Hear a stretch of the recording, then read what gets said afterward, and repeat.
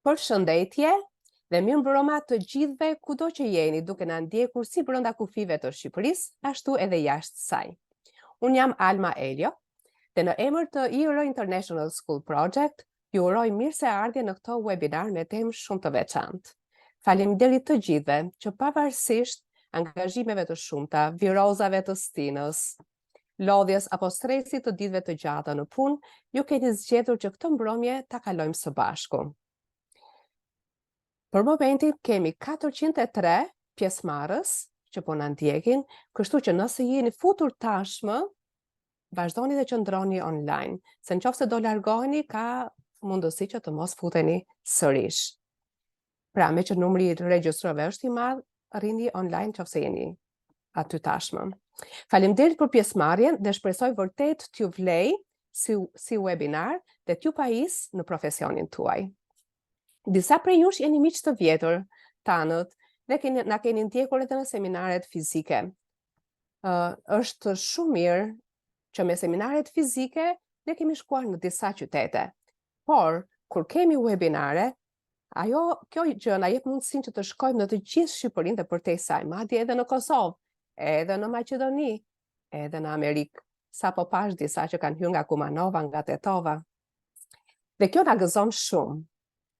Një pjesë prej jush janë të rinj dhe për të gjithë ju që jeni për herë të parë me ne, duam t'ju tregojmë pak për qëllimin e IJR International School Project.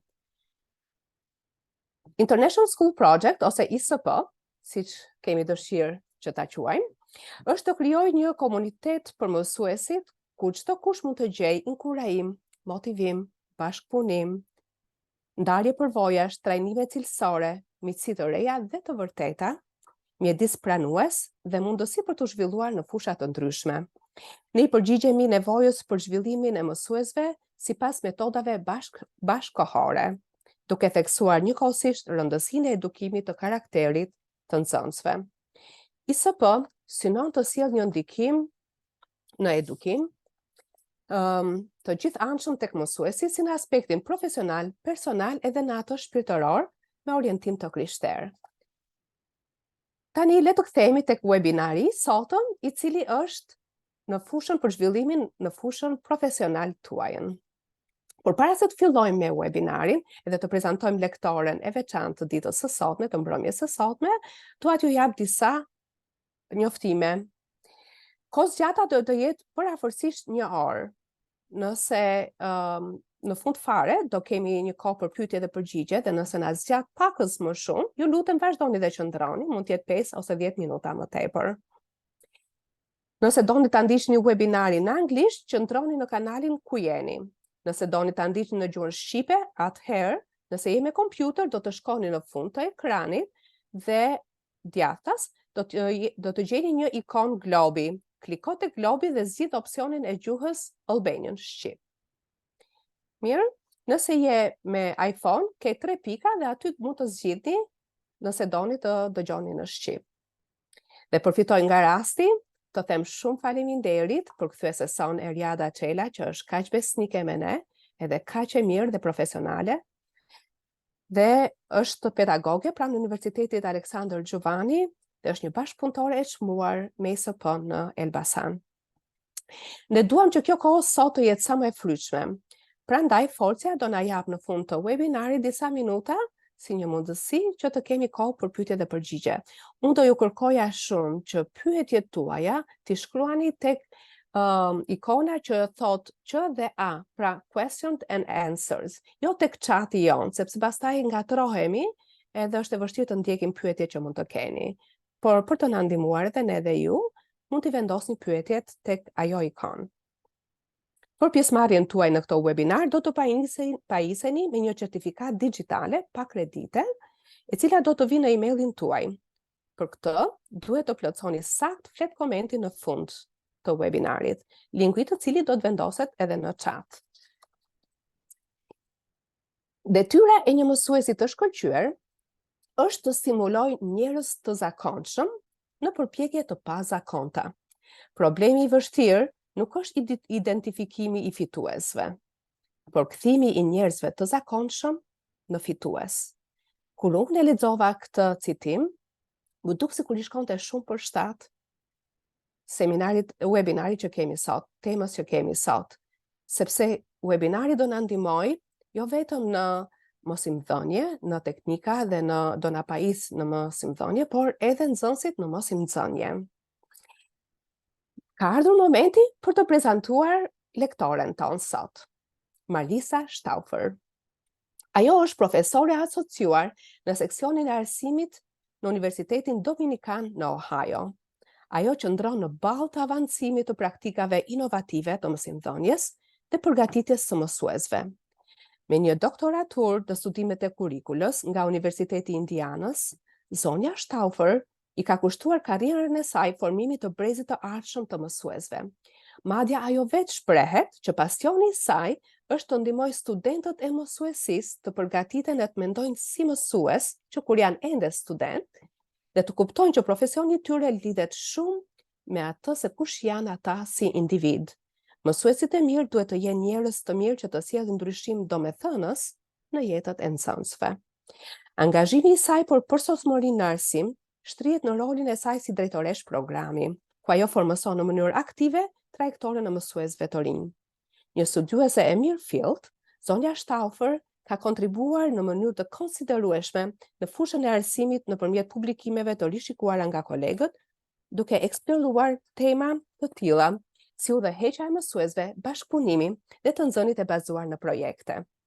Puna e saj bashkëpunuese në dizajnimi i një shtegu me licencë të dyfisht për mësuesit e rinj të sistemit nëntëvjeçar dhe arsimit special, pasqyron përkushtimin e saj në formësimin e programeve inovative të përgatitjes së mësuesve.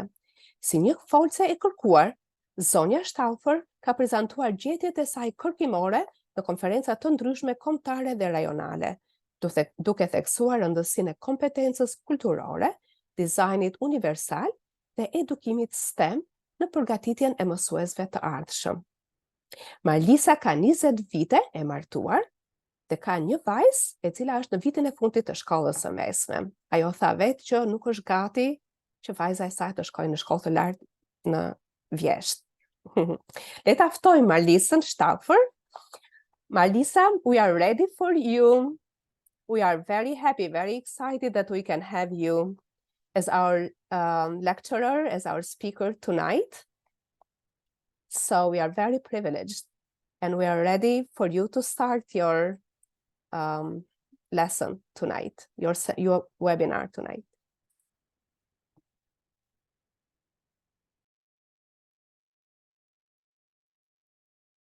Thank you for inviting me to be part of a collection of teachers who are wanting to learn more about how to be the best teachers that they can be.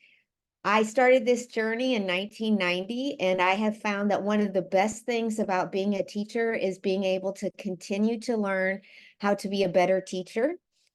And I also want to honor you. You do very important work. You do important work for every family in Albania. You do important work for the country of Albania, and you do important work in our world by helping children come to learn and understand more. So tonight, it's night for you, it's day for me. Tonight, I'm wanting to help you and consider more about what it means to use assessment for learning, especially formative assessment. So one of the most challenging parts of being a teacher is knowing what our children do and do not understand. And I don't know if you have, but I think many teachers have collected a test and have graded the test and thought, I don't know why these children are not doing well on this. I have taught them what they need to know in order to do well. I even gave them this answer.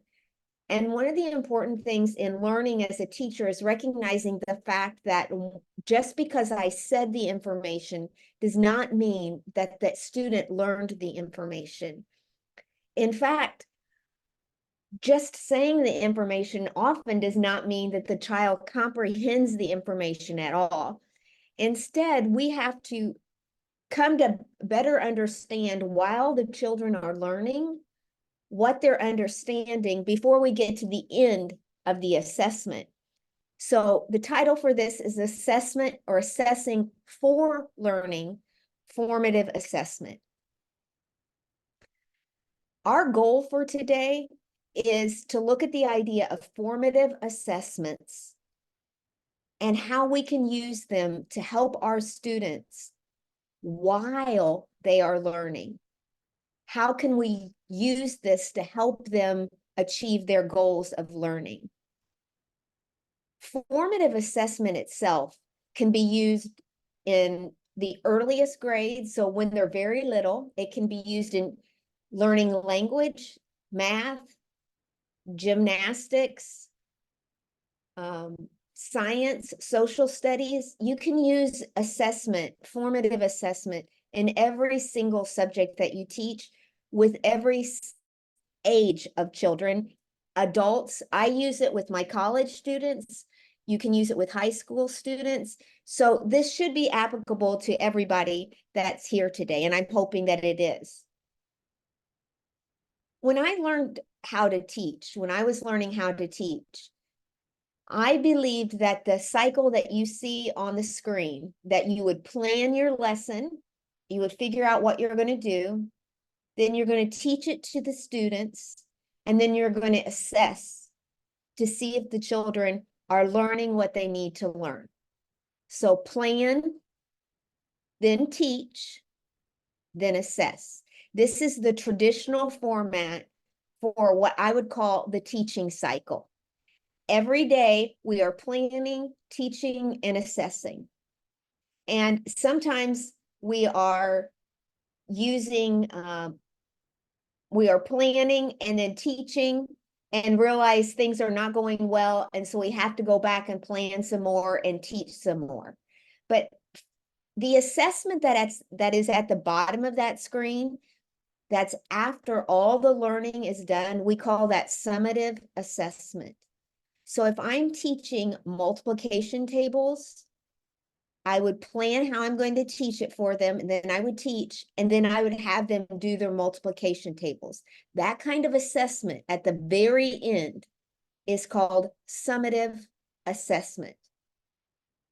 What I'm going to talk to you about is the idea of using assessment earlier in the learning process.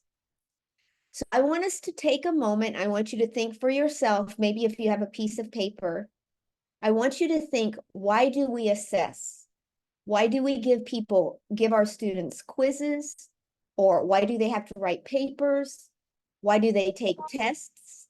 Why do they have to do projects? And at the end, I grade it. If I'm an art teacher, why do they have to do the whole painting? And then I give them comments at the end. I was an English teacher, and the student would write the paper, and then I would grade the whole paper. Think for just a minute, why do we assess?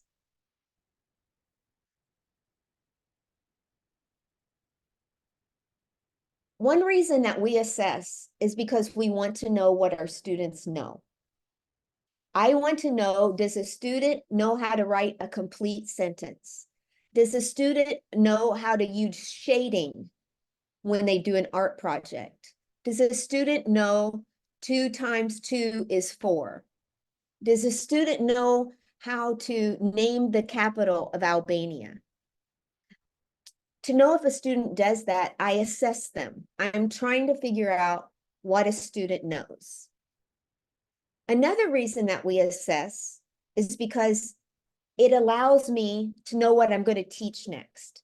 If a student already knows how to name the capital city of the state, then I'll go on to teach other things. Assessment helps me know what I need to teach next. But sadly, we often use assessment at the end of the teaching. And so what I want us to consider is, what are ways that we use, let me see a second, something. I want to go to this screen for just a moment to talk about formative assessment. So we use assessment often at the end of our lesson, but I want to suggest that there's this new cycle of teaching where I plan and I teach, and then I assess, and then I teach, and then I assess, and I teach, and then I do a final type of assessment.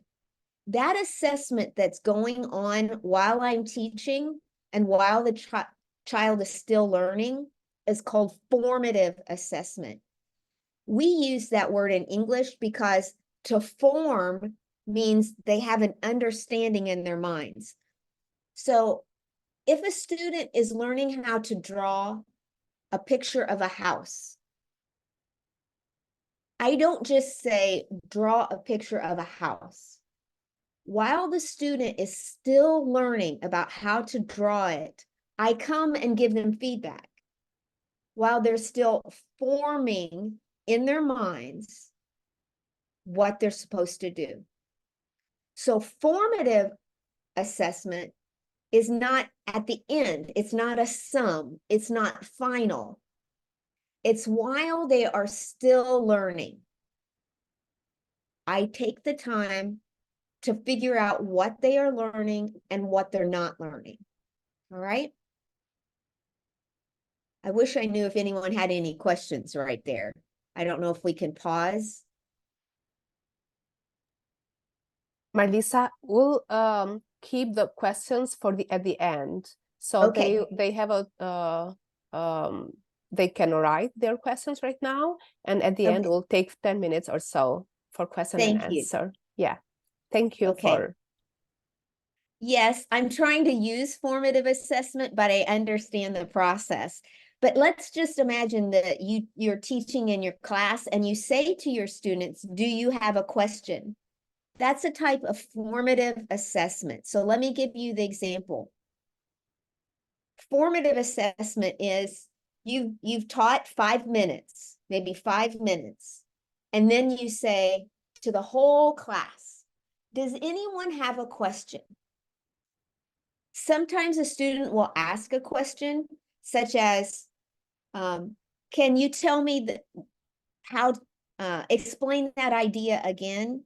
But a lot of times when we ask a whole group of students, do you have any questions? Nobody says anything. Do you find that? They don't, no, I don't think I have any questions. Even though in their minds, they might have a question, but often they won't give the question to us. And why do you think that is? Why is it? So look at these 3 questions I put on the screen. What did we learn yesterday? So they come into the class and I welcome them to the class and I say, what did we learn yesterday? This isn't a test. I'm just trying to get them to recall the information from yesterday. Sometimes a lot of the students will not say anything. And part of that reason is because they don't know what their peer thinks. Does my friend know the answer? If I give the answer and I am wrong, I will look silly. Or if I give the answer and nobody else gives the answer, I'll look like I'm just trying to please the teacher. Or I will look like I think I know more than everyone else. So sometimes students won't answer a question to a whole group of students. Another question, what is the main point of the story? Sometimes students won't answer that because they're afraid that they'll get it wrong and they don't want to say it out loud. Another thing that we do that is a formative assessment, I think you do it, I do it, is while the students are learning, they're still learning, they're working in their group on their worksheet, I walk around and I look over their shoulders at their paper to see if the students are learning what they need to be learning. But then sometimes I run out of time and I only get to look at half the class and what half the class is learning, or I get stuck with one student and then I run out of time. So it's good because I'm finding out what they know, but only for a few students. So with the first example, I've opened it to everybody, but not everyone will want to participate. And in the second one, I may not get to see every student's work. Another way we use formative assessment, this is before the unit test or the test at the end, is we give a little quiz to see if they are learning. That's good. It's good to give a little quiz to see if they're learning, but they won't find out until the next day whether or not they're learning, if they did well on the quiz or they didn't do well on the quiz. And it's a lot of grading. I, as a teacher, if I have 100 students as a high school, or 125 or 150, I can't grade 150 quizzes every single day. It's good because I find out if they're learning, but I don't have time to do all the grading, and it delays whether or not they find out if they're getting it right. The fourth thing that we do there is that we stop while we're teaching again, and we ask, do you have a question? And again, no matter how many times we stop in the lesson, if we ask, does anyone have a question? We're giving them the opportunity to tell us what they know, but they may not want to participate if they're afraid to participate. The fifth thing that teachers do very well is we read faces. I look at your eyes and I see, are you comprehending this? Do you understand this? So sometimes I can tell if students are confused, but sometimes a student will nod their head, I understand, and they do not understand, but they like me as their teacher. And so they want to say, yes, you're doing a good job, I understand. With this formative assessment, the problem can be, hold on just a moment. The problem can be that formative assessment helps us understand if our students are learning or we need to do something different. But sometimes we don't have all the information we need. So what I hope to do is help to give you better ways to do kind of fast formative assessment so we can understand if our students are learning, and to let our students think, do I know this? Do I understand? Do I not understand? So the student can know him or herself. And it can help the student then know what to do next. If I give them good formative assessment and they think, oh, I'm not learning, then this can help them know what to do next when they don't understand.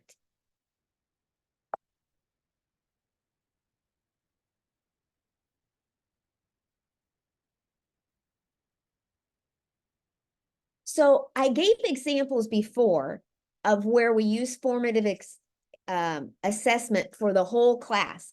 I asked the whole class a question, and maybe one student answers or no students answer. But the formative assessment I'm going to show you should help you know how each child is doing.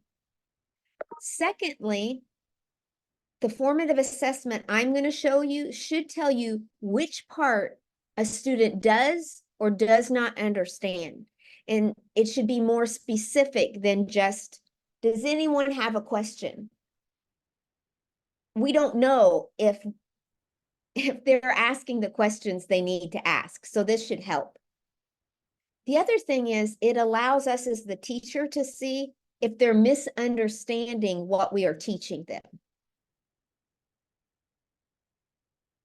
So again, the benefit of this formative assessment is we hear from every single child, every single student. When you take a quiz, you hear from every single child, but it takes so much time to grade all of the quizzes. The other thing is these are more frequent and more varied. So this formative assessment is not just one time a day or once a week. You can use it many times in your class. And it allows the students, all of the students participate, not just the student who knows all the answers. So one of the problems for us as teachers, we ask the question, but two students know all the answers and they like to talk and they do all the talking. And so I don't know how the other students, if they're learning or not learning, because those two students always put up their hands to answer. So I'm going to give you some examples. Here's a picture. I'm going to show you the picture first, and then I'm going to tell you about how it is formative assessment. And then I will put up the picture again. Here's the picture.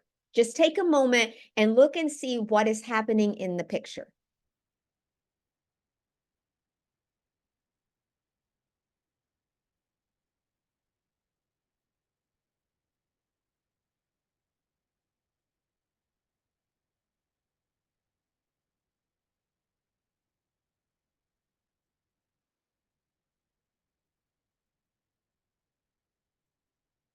In that first picture, where the students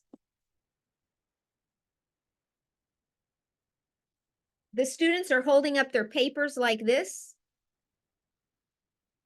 If you are saying to the students, draw a circle, you have every student draw a circle. If you're a teacher of language, if you're teaching Albania or you're teaching English or German or whatever, you can say to the student, write the sentence on your paper and put 2 underlines under the verb. And they hold up the paper and you can immediately see who has the verb. Okay, they've underlined it. They just hold up the picture. If you're a math teacher and you're teaching them to graph something on a graph, you can say, show me, hold up, show me, graph this equation and show it to me. And then you can see if it's going the right way. You get immediate feedback. You can tell right away, does the student understand this concept or do they not understand it? You can put a sentence up on the board and you say, write which word is a noun in this sentence. They take a piece of paper or a whiteboard. Some teachers have bought whiteboards for all of their students and they use white erase markers on them. And they have the student hold up the board and show on the board the noun. All you write is the noun. Or maybe you're having them do a multiplication and you say 4 times 4 and you put it on the board and you say to every student, write out the answer. And so they put 16 on the board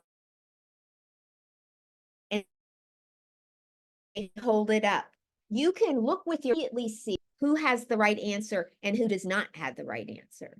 The benefit of this is that it allows every student participates, but nobody else has to see that student's answer. So if I put the equation on the board 4 times 4, and I say, what's the right answer? Only one student participates. That one student raises his hand and says 16. Even if you say, don't say your answer out loud, some student is going to yell it out. So this allows every single student to participate. And with that paper, they can put it right like this so that the other people in the class cannot see their answer. There are computer programs that allow you, if you connected, every student had some piece of technology where you can see what's on their screen. But this is a very cheap and easy way. My colleague uses a whiteboard. All of our students have whiteboards, and she has them write their answers on their whiteboard, and then they can just erase it really quickly. And they're in college. But she's wanting to see what the students are understanding and what they are not understanding. So you can see the second thing I've listed, each student completes one answer and submits it in class to be assessed quickly. You could do 5 questions really quickly, and you stand in the front. You don't have to walk around and look at every single student's paper. Instead, they hold it up and they get immediate feedback. You don't have to point and say, yours is wrong, yours is wrong, yours is wrong. You don't want to do that and embarrass them. But you can say, okay, put your whiteboard down, put your piece of paper down. It was 16 is the answer. Why is that the answer? It also allows you, and this is the third thing that I have written on the screen, it allows you to see how each student is understanding. If a student has 4 times 4 equals 8, you know that student is still adding. So you might say, when you go back to the board, why is this not 4 times 4 equals 8? You get to see where that student is misunderstanding. Instead of just saying, oh, you got it wrong. You think, oh, we're not adding, we are multiplying. So this allows you to see from every single student. Now look at this picture again. The second part of the picture is 3 cups. This brand of cup is called a solo cup. I don't know what it's called in Albania, but we call them solo cups. And they're made of plastic and you can throw them away. Well, each cup, each student would have 3 cups stacked on top of each other on their desk, on the top of their desk. And as they are working, they can pick out a cup and put it at the top of the desk to show you with the cup if they need help. So if they put the green cup on the top of their desk, that means, just like in traffic when you're driving, green means go. They are going, no problems. You can walk right past them because they know what they're doing. They are fine. The yellow cup means I'm moving slowly. I understand. I'm okay, but I'm not sure. So you might in time want to help that student as they're working on their project. The red, if a student puts red at the top, they mean stop at my desk. I don't know what to do. So, but they're not saying anything. They're not saying, hey, teacher, come over here. I don't know what to do, and disrupt their other students. They aren't saying, this is easy. I know what to do. And they just put their green at the top. All of this keeps the talking down in the room so everyone can work quietly, but you know immediately who needs help and who is doing well, or who might need a little more help. One of the benefits of using these colors, these cups, is you know immediately who needs help, but it also can help you understand how do the children feel about their own ability. Some child might put out a green, but he really should be a red. And then you need to have a conversation with the student. You put out a green, but you don't know how to do this. Why did you put out a green? There might be multiple reasons. 1, they're embarrassed. 2, they don't want anybody to ever think that they need any help. Or 3, maybe they're just lazy and they don't want to do their work.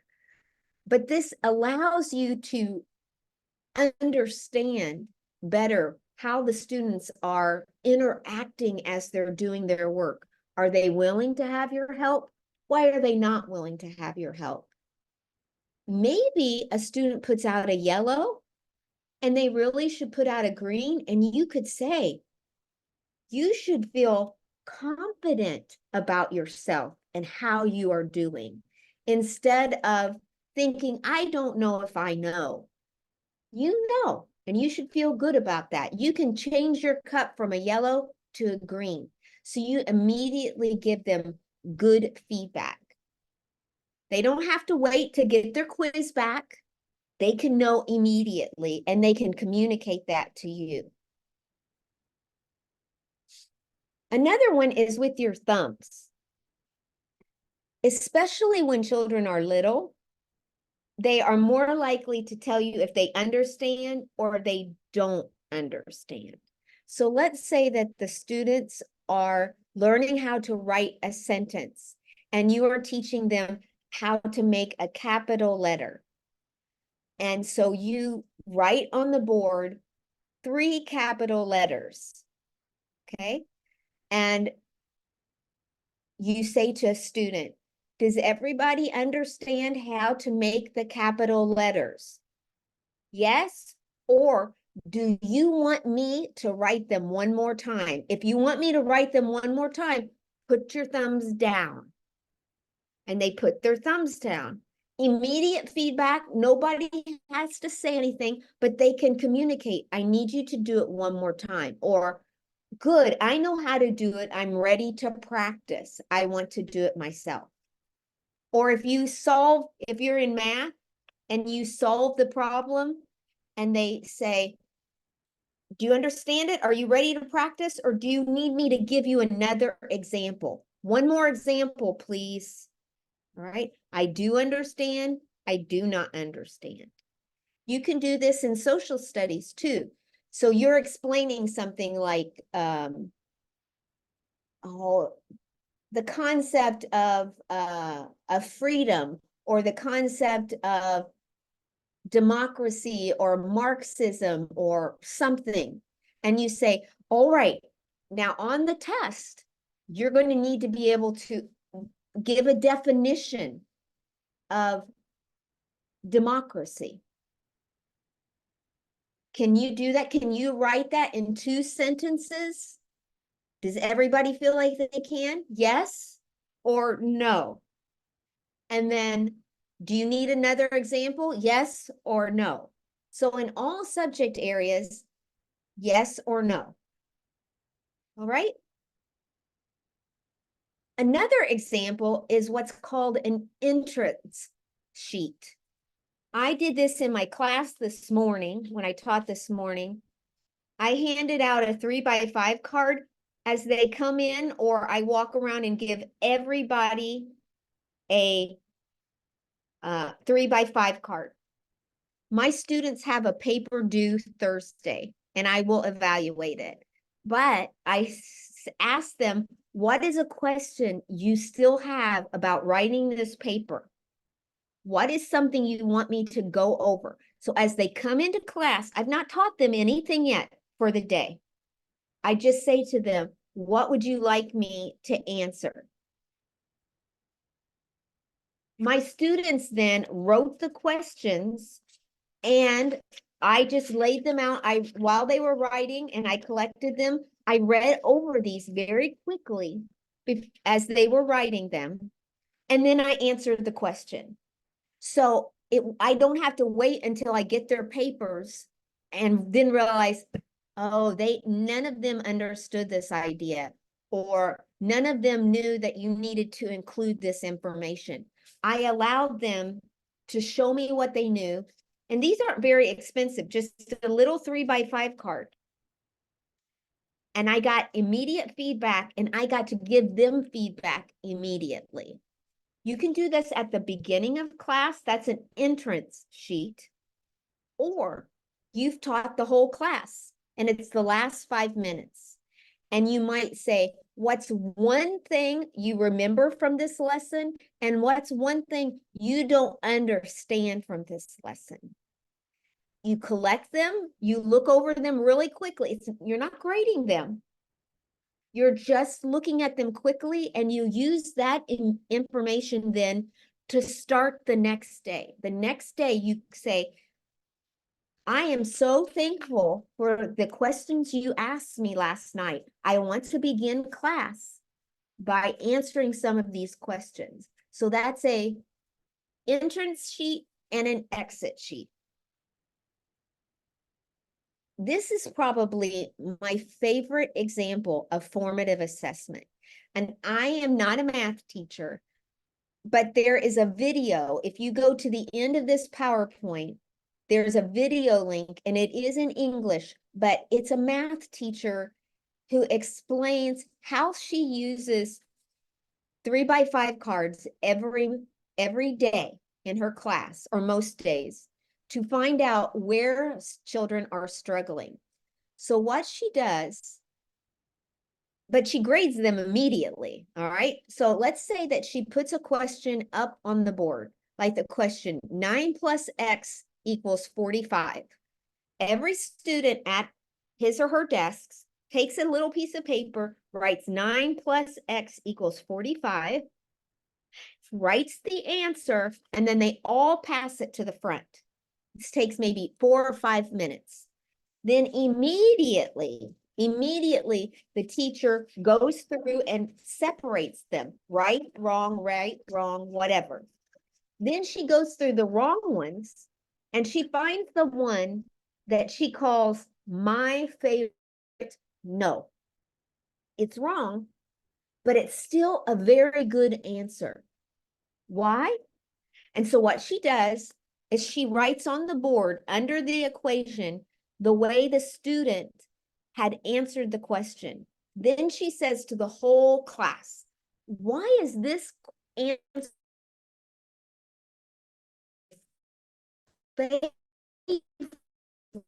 favorite?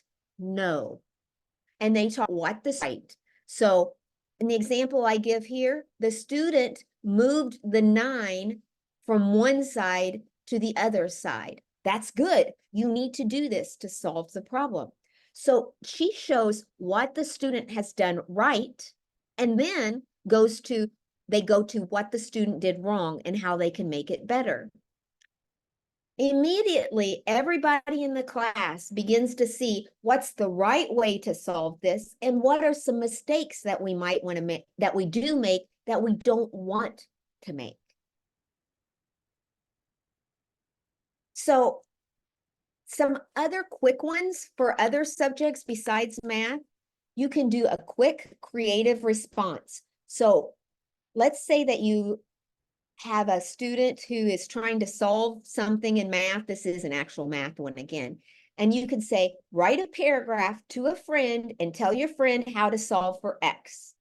Or draw a picture to show me what you think this would look like. And they take this piece of paper and they write a really quick answer, or they draw a picture and then they hold it up, or they pass it forward.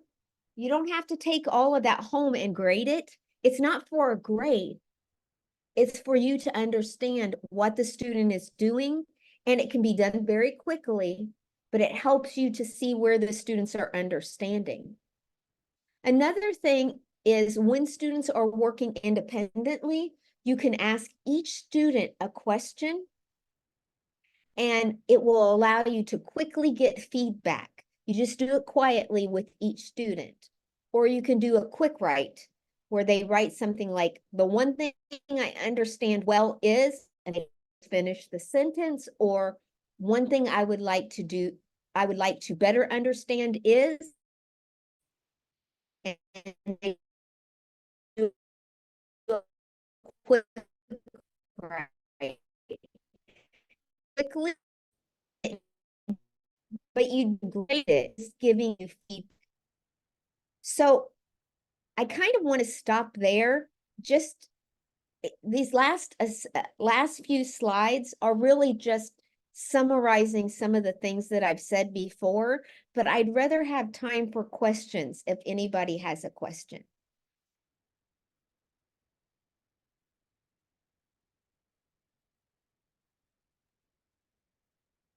Thank you very much, Marisa. I enjoyed your lecture a lot, and shpresoj shumë që e keni pëlqyer edhe jeni inkurajuar, jeni pajisur nga ky leksion sot, nga ky webinar sot. Dhe Marisa tha që ka ende disa slajde të tjera, por është gati për pyetje përgjigje. Le të shikojmë pyetjet.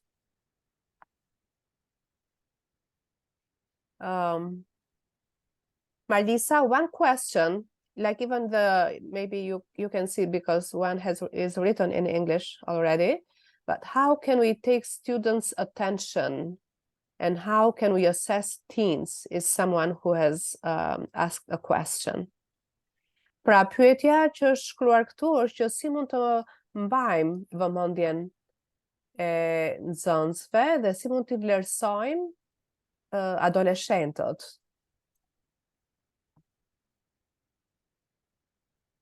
So I taught high school students, and keeping their attention is important. When we assess frequently, they're constantly having to be engaged. So one of the problems for students as they get older is being willing to participate. They don't want to participate anymore. But when you are asking them information and they have to write something down, it keeps them more engaged. Because a lot of times we just say, does anyone have a question? Or we say, who knows the answer? And only 1 or 2 people participate. But when I do this, every student has to participate. So I think one of the most important things we do in assessment is making sure that every student is constantly participating. It just makes the time go faster for them. I hope that answers that question.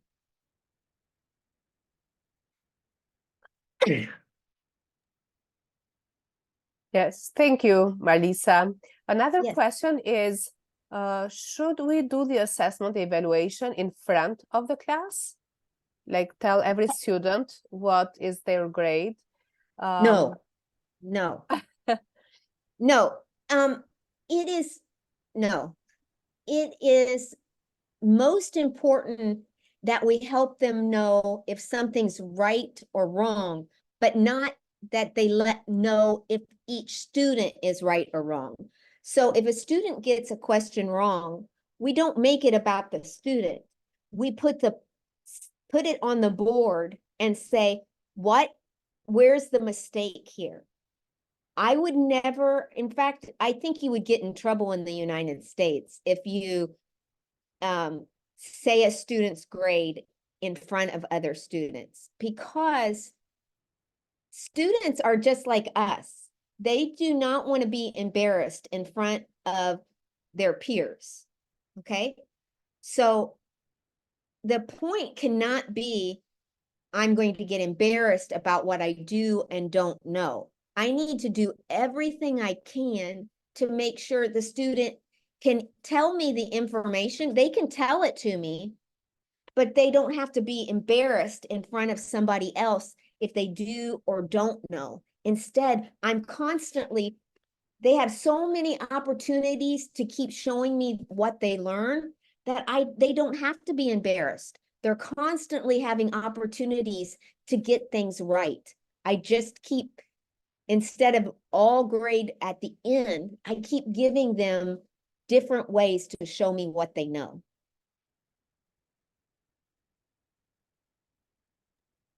Thank you. Another question. During my work as a teacher, I have noticed that the parents are looking more for higher results, for good grades, more than the knowledge of their children. My question is, what should my attitude be as a teacher? Yes, this is true in the United States too. This is very challenging. I would encourage you to emphasize that when children really learn, that it allows them to okay, let me start again. The reason parents care about grades is that they tend to think that good grades equal good opportunities in life. We think if a child gets an A, that means that child will be successful in life. We have to emphasize to our students and our parents that good grades are important, but not as important as really learning. So we all know a student who may get, and maybe we all have taken a test and we did well on the test, but we don't remember. And it's because that it's not the test grade that really tells whether or not the student has learned. It's as the student is continuing to learn, that parents can better see the success for the child. So this is, I would need several hours. I wish we could sit over tea or coffee and talk about this, but I think we have to acknowledge that grades are important, because parents know that grades are important and they can affect whether or not a child goes to college or whether or not they get into advanced classes. We know they're important, but we can say we have to be honest about the grade. And a grade does not mean that a student is not learning. It means they have more to learn. So I know that's too simple an answer. I wish that we had more time to answer that. But I think, one, acknowledge that grades are important, but two, that learning is more important. And just because a student has a good grade does not mean that a student is going to do well. If I give that student an A and that student is not well prepared for the next class, I have lied to them and I've set them up to think, oh, this is easy, I know what to do. The reality is that they should know more accurately what they do understand and what they don't understand. I hope that's helpful. Thank you again. Another question, and maybe we'll get 2 more questions. Do bëjmë edhe 2 pyetje dhe pastaj do ta sjellim në mbyllje, do ta mbyllim webinarin. So the other question is, I am in Macedonia, and the evaluation, the assessment is done from 1st grade to 3rd grade with writing. Kind of they give a description where the child is, where the student is. But from 4th grade to 6th grade, they put number, the grade, at the end of the year. My question is, if you can tell us about your experience, how is the assessment or the evaluation, the grading is done? Is it done with grades or with description, writing about it? And in which class do you think is the best to start with grades? Do you understand the question? I do understand that question. It's a very, very good question. In the United States, unlike the country of Macedonia, we do not have policies for all. The same states do not have the same policies. So I teach in Ohio. I used to teach in Indiana. They do things different in Ohio than in Indiana. So I'm just going to give you some examples that I know. When my daughter was in preschool and kindergarten, the first year, they used writing and description of their ability. When my daughter was in 1st, 2nd, 3rd grade, they did not use A, B, C, D. They would use maybe a 1, a 2, a 3, a 4, and a description. I think that I'm not sure the perfect age to move to grades, but I think the longer that we can use other things than just grades to help guide students' learning, like feedback and description, I think it's better for students. However, I think we also have to help parents know what it means for a student to have a certain description. So if the description is saying that a student is struggling in reading, I think the parent and the child need to understand, how is this going to impact them later? Because a grade is arbitrary. To have an A in algebra What does that mean? The student doesn't know what it means except that they did fine. But does getting an A in algebra mean that they can then take geometry and they can get ready for college? The parent and the child should know how these ideas are translated into what it means later. The second thing is, I think we need to give descriptive feedback that very clearly explains to the parent what the child needs to do to be stronger. So we can't just say they need to improve their reading. We need to give them very specific steps of what it would take for the child to become a strong reader. Because parents are not educated in how to help their children improve. We should give them very specific, concrete things to do to help their children learn. They're only with us for 6 hours a day or 7 hours a day, but the parents also have the evening and the weekend and the summer. And so the grade should be descriptive enough that the parents know what to do next. I don't know the exact age that should happen.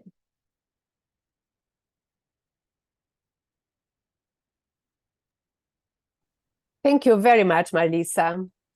Mendoj që do ta mbyllim këtu me pyetjet dhe do jemi duke e mbaruar webinarin. Marlisa, this was a great help. I'm sure that all the teachers here in Albania and Macedonia and Kosovo have been equipped by you. And it has been a very great help. I really enjoyed, especially the difference between traditional formative assessment and what you described with formative assessment, and the whole interaction that it involves, it creates, and the immediate feedback from the students. So thank you very much. Thank you. Yeah. And please tell them I feel like I didn't get to do enough to help, but I hope that what I did do was helpful.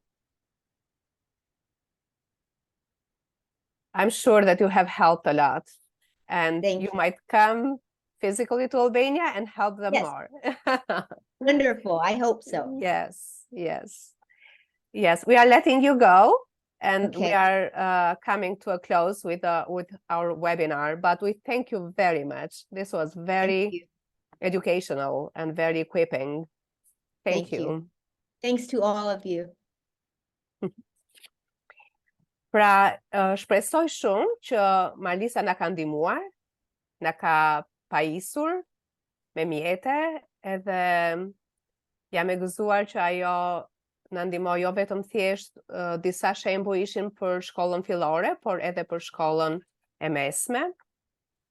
Dhe dua të lexoj edhe një herë atë citatin që e lexova më përpara, që kur e lexova vërtet më solli ndërmend këtë webinar, këtë temë që po trajtojmë sot.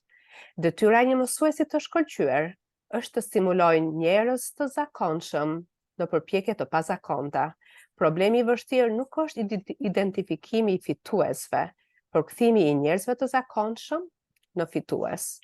Dhe unë duke qenë një mama e një djali që është në klasën e 3, e vlerësoj pafund ndikimin që ju mësues keni, përkushtimin që keni ndaj brezit të ri.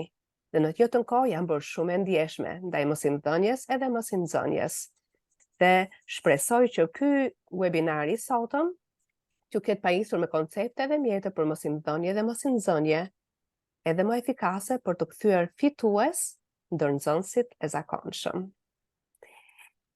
Tani, ndërkohë që po e mbyllim webinarin, do kemi flet komentin, po i vjet momenti, do jetë flet komenti që do vendoset tek chati, dhe mund ta plotësoni sa më sakt, ju lutem, sepse përmes informacionit që ju do na dërgoni aty, do merrni edhe certifikatën. Njëkohësisht tek komenti, te flet komenti është shkruar edhe një pyetje, nëse ju dëshironi të jeni pjesë e një grupi të vogël, të cilat sapo kanë filluar ose do fillojnë. Lutem shkruani dhe interesimin tuaj në atë pikë. Shumë faleminderit për pjesëmarrjen tuaj edhe për praninë tuaj në këtë webinar. Ju urojmë një javë në vazhdim të mirë dhe të suksesshme.